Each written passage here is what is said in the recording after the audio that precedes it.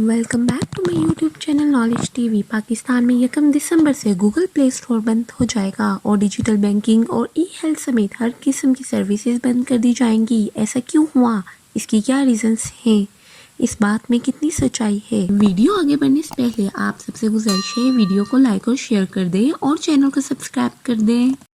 जी viewers, ये बात सामने आई है कि बैनुल-अक़वामी सर्विसेज फ्राहम करने वाली कंपनीज को स्टेट बैंक की तरफ से $34 मिलियन की पेमेंट रोक दी गई थी। इस वजह से गूगल प्ले स्टोर बंद होने की वजह से पाकिस्तान के सार्फिन अब 1 दिसंबर 2022 से डेबिट और क्रेडिट कार्ड की मदद से ये सर्विसेज अवेल करेंगे और गूगल और दूसरी इंटरनेशनल कंपनीज को पे करके ऐप्स डाउनलोड करेंगे।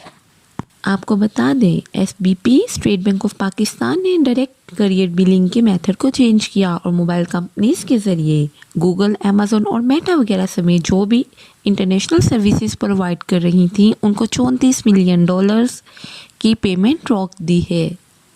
न्यूज़ में कितनी सच्चाई है, पाकिस्तानी अवाम इस न्यूज़ को लेकर बहुत परेशान दिखाई दे रहे हैं। क्या वाकई ये खबर एंड्रॉयड के यूज़र के लिए परेशानी की वजह है?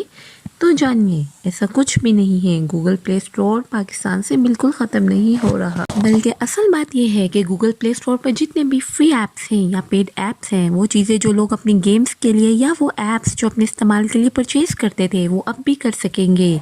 स्टेट बैंक ऑफ पाकिस्तान ने डायरेक्ट करियर बिलिंग के मेथड को चेंज किया है। असल बात यह है कि आप अपने गूगल, अमेज़न, मेटा से जो ऐप्स परचेज करते थे अपने यूफोन, टेलीनॉर के बैलेंस से, वो आप अब नहीं कर सकते, बल्कि ये सर्विसेज आप डेबिट और क्रेडिट कार्ड की मदद से अवेल कर सकते हैं।